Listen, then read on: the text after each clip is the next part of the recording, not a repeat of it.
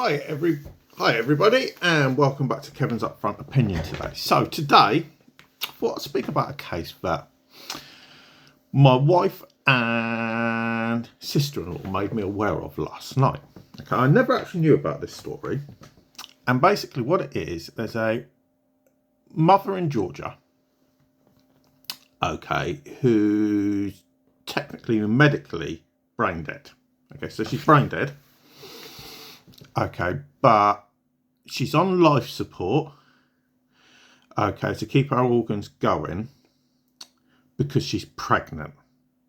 Okay, now at the time that she got declared brain dead, she was 9 weeks pregnant. Okay, now I'm going to read this to you. Now, this is what the Daily Mail, and it's pretty much the same as other newspapers in America, have said. So the Georgia Attorney General has claimed that the state's abortion ban is not forcing the hospital to keep a brain-dead pregnant woman alive. And Adriana Smith, who's 30, was hospitalised in February for intense headaches when she was 9 weeks pregnant, and doctors found multiple blood clots in her brain, according to her family.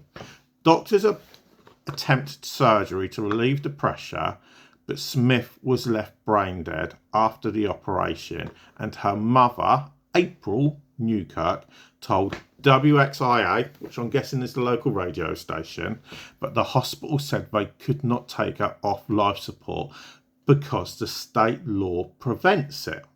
Okay, so Georgia passed the Living Infants Fairness and Equity Act in 2019, and Governor Brian Kemp signed it into law, saying medical professionals can't perform abortion if a heartbeat is detected. However, Georgia's Attorney General Chris Carr's office told the local news station that Smith's case does not apply. Okay, so I don't generally talk about a lot of stuff in America. Okay, especially when it comes to abortion, you know, because it's something I've never been through myself entirely. Me and my wife got asked on numerous occasions if we wanted an abortion because I had a child with Down syndrome, or got a child with Down syndrome, should I say. And obviously you get asked countless of times right up to the day that you're due to give birth. And that's with Down syndrome in the UK. Now, when it comes to this case, now the problem was that in Georgia, the state of Georgia, after I believe it's 7 weeks of pregnancy, under that particular law, they can't do an abortion. So my argument, is it right that they use a woman who's basically dead? There's no arguments about it. Medically, she's classified as dead, as an incubator. Now, in other reports, the grandmother, because there's nothing been said about the father, not seen a single thing, you know, whether he knows he's a father or not, I don't know. Okay.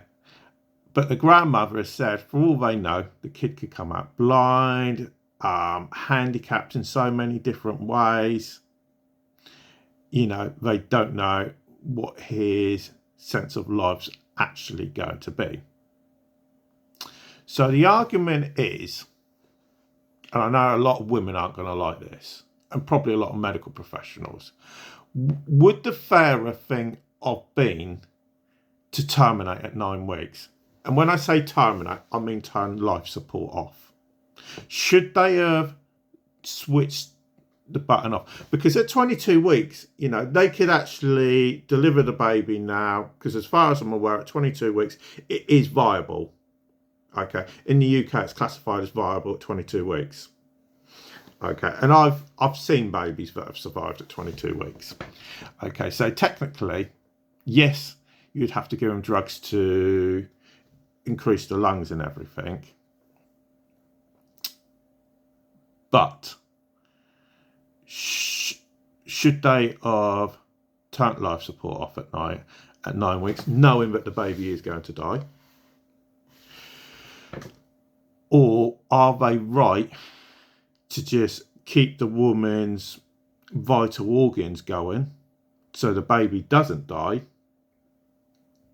and get through as far as possible, probably up to around about, I'm guessing, probably somewhere around about 30 to 38 weeks, and then deliver the baby via cesarean section, and then turn life support off?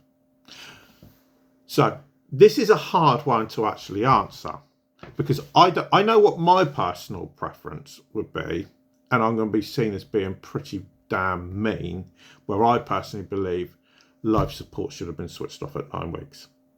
That's my personal opinion.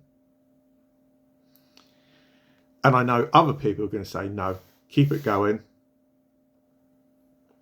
and then deliver when the baby's got the best chance of survival. But what I want to know is, what is the right answer? Because I've asked people what they personally think, and it's going to be one of those things that everybody's going to have a different opinion. So let me know in the comments what you actually think should have happened or should be happening at the moment, because this is a live case which is running at the moment in the state of Georgia in America. So let us know in the comments down below. Other than that, thanks for watching. Okay, if you are new to the channel, if you could please subscribe as well. And I'll speak to you all again a bit later.